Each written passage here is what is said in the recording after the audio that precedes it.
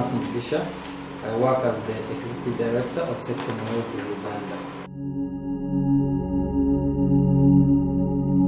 After finding out that Scott Lively was visited Uganda in 2009 and he was preaching a message of hatred, especially here, we decided to find out more information about him. And so when we had a conversation with our legal experts, so we came to a decision to bring up a case against him. And so we looked at several different options. Can we go to the ICC?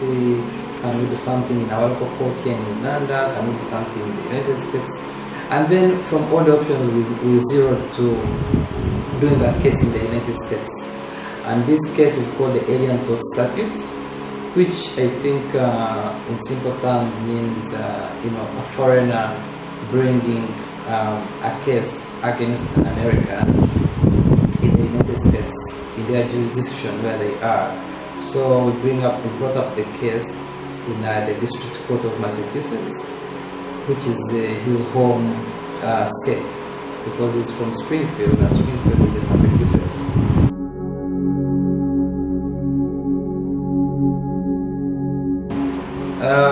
It is the American system, the American court system. It's like that. The case needed a lot of evidence and a lot of information. So the judge could not make any decision on the case based on little information. So both parties were given time to provide a lot of documentation. So my lawyers have to go through all these volumes of documents and do what is called reduction. Start redacting everything that is not supposed to be said, and then submit it. When they submit it, then the other lawyers have to come back and argue and tell the judge, no, we want to see it. And so sometimes they have to wait for the judge to give a ruling on that, should they see it or not. So all that has been going on. And then the time for expert documents. So there are dates for everything. So that is why it took all this long to reach.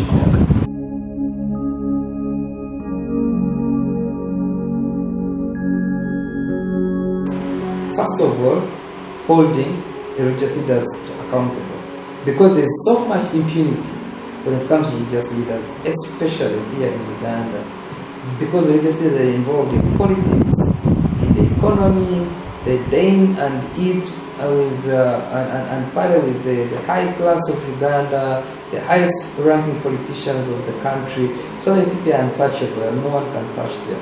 So for us, by using the law, we are actually trying to show that you can run, you can hide, but the law will find you. And then secondly, we are reducing on the hatred. So those are some of the benefits that the LGBT community will benefit, especially the Ugandan LGBT community. And then it's the first of its kind.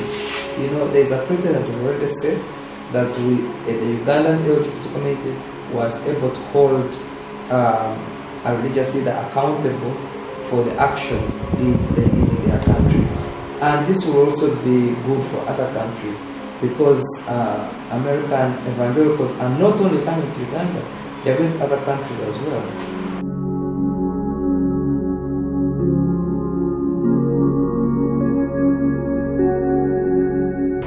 At the moment, we don't. Our plan is we are trying to find legal avenues to hold our own local religious leaders accountable. So once we're successful with the case with Scott Lively, then we shall have to again go back and strategically think, how do we hold our own local religious leaders accountable, either legally or through other avenues, maybe religious council avenues, things like that, or we can hold them accountable on exactly what their actions. So internationally, we don't have any plans at the moment, but that's, of course, it's still a door open that we could come up with it. We could,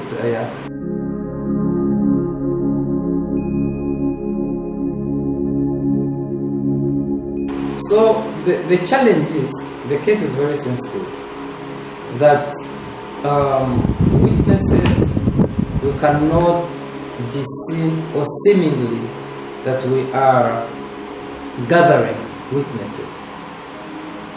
That is, because that in American law, in the law, would be wrong.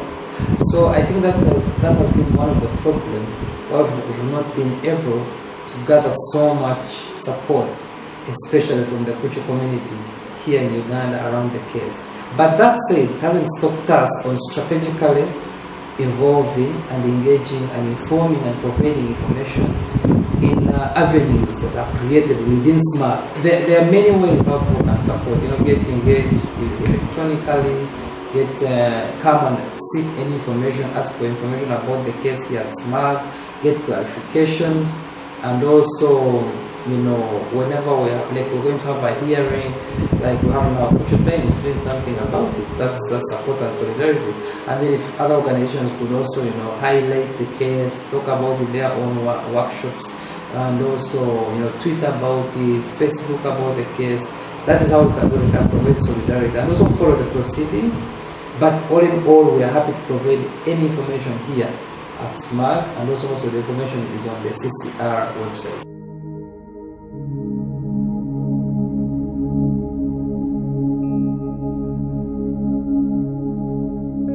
The challenges are very many. First of all, our own challenge here is the moral authority. Uganda is a very Christian country. So holding a religious leader accountable is seen as something immoral. That we don't have so many allies on the case because of that. We would have had many allies had it was being a politician, for example. And then, but along the way, people have come to understand the case, and now we're getting more allies, identifying with the case. And then, of course, it's very expensive. Suing someone in the US, so having to travel back and forth to provide information. You need people here providing information from the case. You need people going to sometimes you have to go to the media, and some of the media want you to pay for the information, or they want you to, how Uganda works, they want to come back tomorrow, come back the other day. And then sometimes if the case is related to homosexuality, then they don't want to talk to you about it or give you.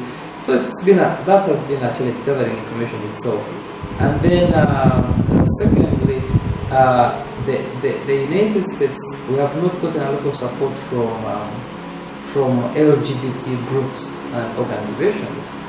Again, that has been because we haven't been able, because of resources and organizing, we haven't been able to organize and rally them around the case in the US, because we're here and they're in the US, and so that has been really a very big challenge, getting LGBT groups to rally behind the case.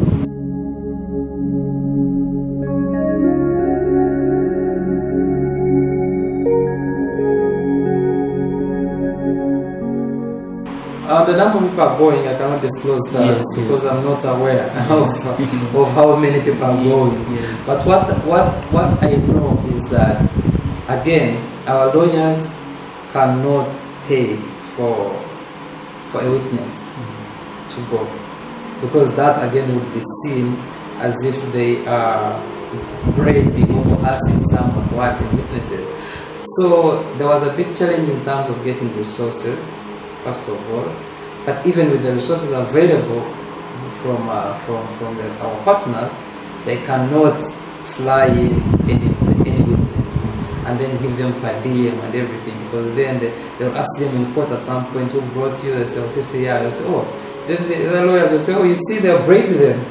But then, but legally, it's okay for our lawyers to take staff of SMART, because then the staff of SMART is working on the case. And also our board members are seen as staff of SMART. So at this point, it's only the staff of SMART and the board members of SMART. So all our board members will be traveling for the case, and all our staff members are supposed to be traveling for the case.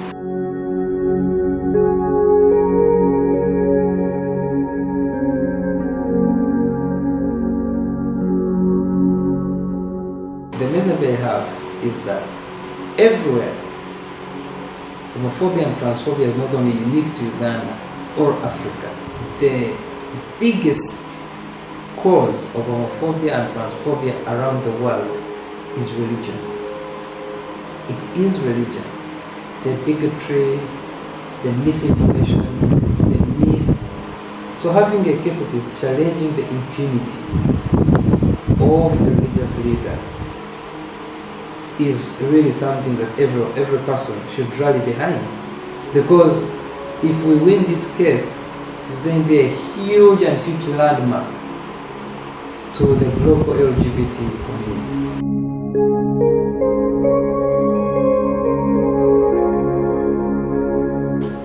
My name is Douglas Mawadri.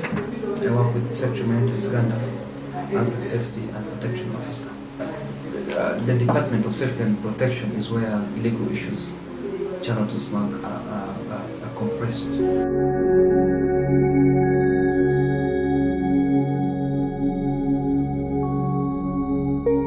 Well, my activities in this case has been from way back since 2012. One of the activities that SMAG involved and our Safety and Protection Department at SMAG is to collect evidence to assist the lawyers of CCR to have an input in the particular case. And these evidences are in form of the cases that SMAG has reported, cases of both prosecutions and persecutions.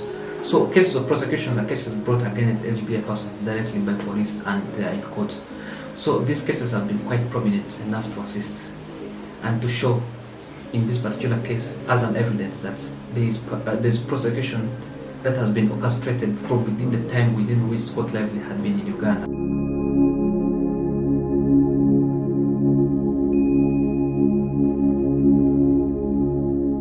Well, I agree with you that Semper has been served with a subpoena, and since then he has not appeared to answer this particular subpoena. A subpoena is more or less like an affidavit. Also, it's like a summoning you to come and give an affidavit to court. So it's basically like someone's issued to against an individual to appear before a court.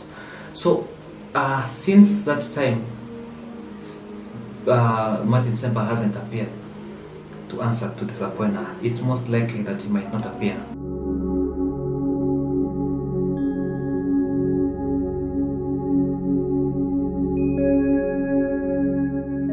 We in this case will impact quite a lot, first and foremost, in issues of safety and security of LGBT persons. In other words, it will be quite hard for any other person from outside Uganda to start importing hate speech into Uganda. So this will basically first and foremost serve as a warning to people who are trying to bring in hate speech. Secondly, it's going to create a friendlier, safe and clear environment for people who identify as LGBT persons to freely live in with any other persons in their community without being subjected to any form of prosecution or persecutions because of how they identify.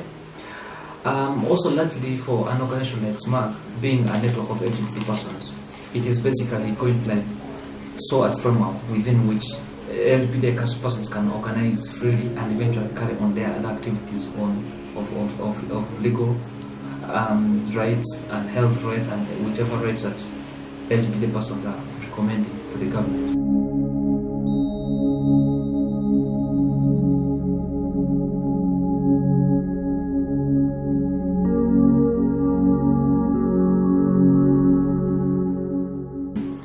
Upon a very successful win of this case, it is a case that will actually impact on the way how people do work in Uganda. It will change this. It will change the status quo. Change the status quo in a way that it makes Ugandans to be independent. Because by a fact that you bring in some other person to come into Uganda, tell you what to do means that you are absolutely not independent. This case, in other words, we are trying to create independence within people. Because whenever you're prosecuting or persecuting people, you're not prosecuting any other person who comes outside Uganda. You're prosecuting fellow Ugandans. So why would you persecute the fellow Ugandans? So, upon a very successful win of this case, it will actually impact quite positively on the people in Uganda.